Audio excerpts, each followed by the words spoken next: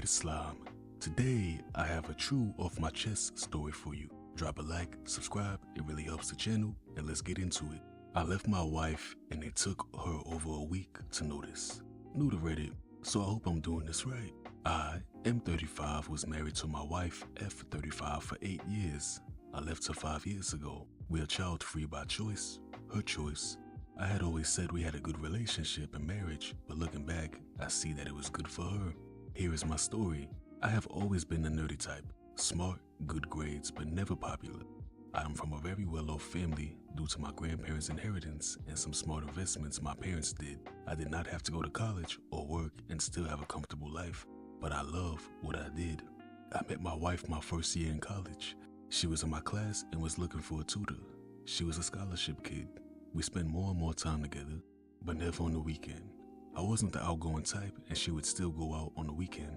After a while, we started going on dates, and after I graduated, we got married. Looking back, she started making decisions for us as soon as we got together. My wife worked the first half of our marriage, and when our company downsized, she got laid off.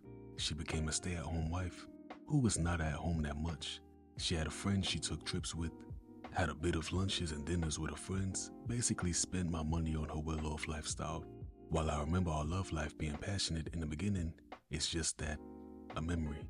When I was 29, I was involved in a car crash. They say a drunk driver totaled my car, but I still have no memory of that day. I was in a coma for 2 weeks. After waking up, I had to learn to do a lot again. After 4 months, I went back to work. When I came back home, my wife put me in the spare room. She said it has been like that a while because I was snoring. I kept my mouth shut, but I knew that this was new. The accident somehow gave me clarity of mind. I could see that the marriage has been over for a while, but I still wanted to see if I could save it. Everything I tried failed. What sealed the deal for me was my 30th birthday.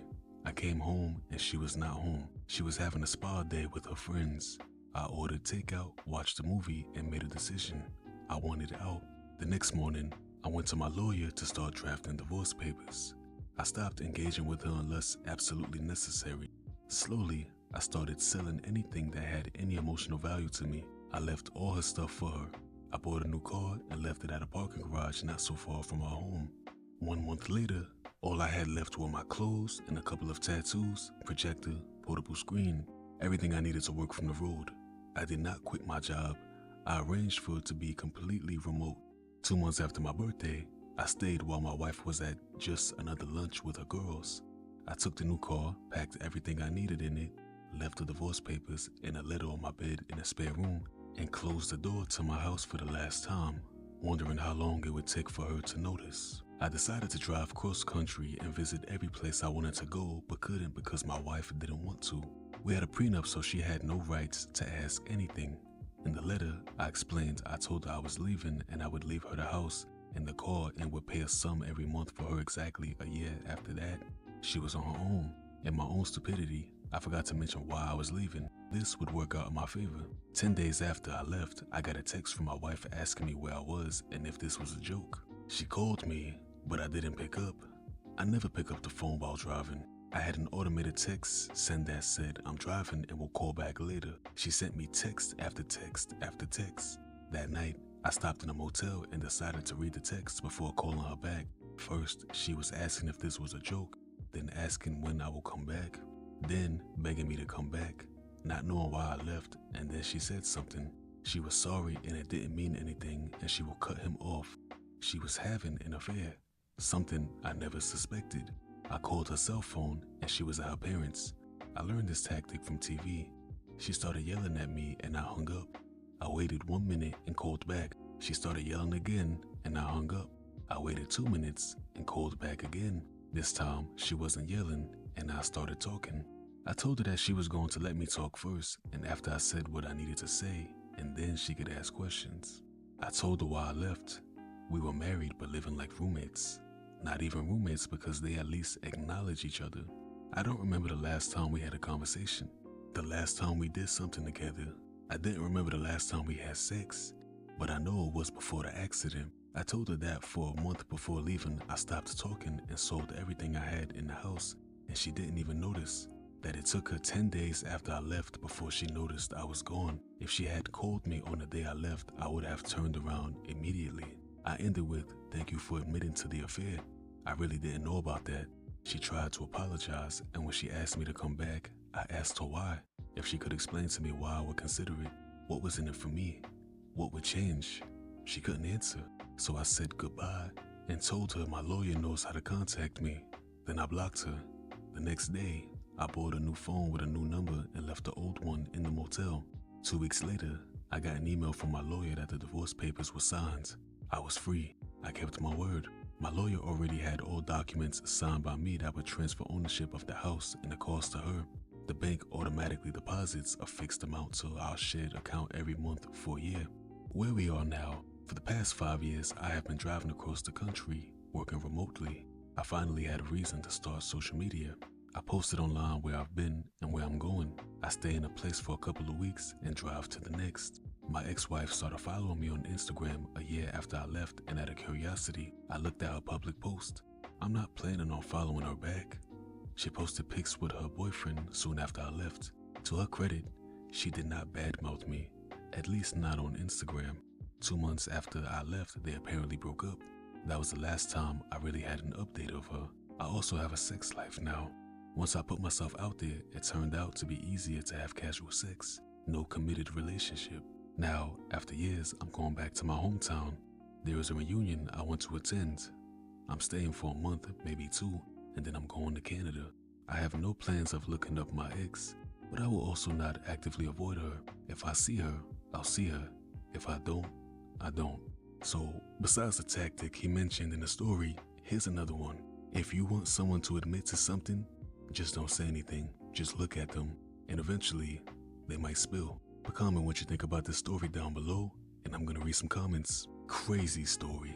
This is a happy way for getting back on your own legs. Don't even meet her.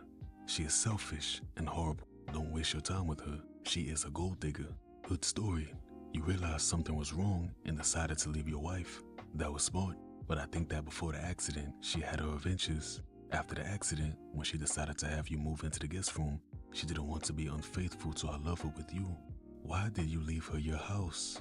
As someone that recently got out of an abusive marriage, you have no idea how much more mental anguish and loss of physical time and energy I would have had to endure if I tried fighting for anything extra from my ex-wife. What I would have had to go through to get the apartment and the car was not worth the stress and anxiety and fear of her retaliating. Simply walking away and starting over from nothing was so much better for me, and I'm sure OP felt the same, though he at least had more backing to start off with than I did. This next story comes from the AITAH subreddit, and it's titled, "Am I the asshole for using my husband's affair with my cousin against him? My grandparents give each of their grandkids enough to buy a house when we graduate from college. We have to get through college on our own. My older brother made it through with some debt, so he paid that off and still had enough for a 50% down payment and money in the bank for emergencies. I was lucky enough to qualify for a scholarship as well as a bursary through my father's employer. When I graduated, I bought a small house close to public transport so I could take the train to work. A few years later, I met and married my husband. He met my cousin Yvonne at my wedding. She is beautiful. I know I'm not ugly, but she is gorgeous. They started an affair about 3 months after the wedding. I found out because they are both stupid. I was hurt, but more than that, I was furious. I wanted to kick him out immediately and divorce him. Instead, I waited almost 6 more months. A month before she graduated from university, I went to my grandparents and broke down. I told them that I just found out about the cheating and that I was shattered, that my own family would do that to me. I stayed with them for a couple of weeks. My husband tried to get to me, but I didn't talk to him. My grandmother helped me get a lawyer for the divorce during this time. My cousin has basically been shunned by the family now. My house was a premarital asset and was covered in our prenup. I gave my ex 1 month to move out. My grandparents are old school about marriage and family. They are beyond pissed. They said that they couldn't fix what she did, but they could make their displeasure clear. They gave me her money. She had taken out student loans since she knew she could pay them back. She also chose a degree that was not exactly in the STEM areas, so she would not be making a great salary coming out of school. My ex is begging me to let him stay because he loves me. I said that he would not sleep with other women if he loved me. I know he doesn't. He just did the math and found out how fucked he is. My aunt and uncle are pissed off at me for screwing their baby out of so much money. I want to be clear here. It was never my intention to take her money. I just wanted our grandparents to not give it to her. Me getting it was just the frosting on the cake.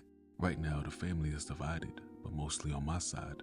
They do not want to openly disagree with my grandparents. Everything is over and done with.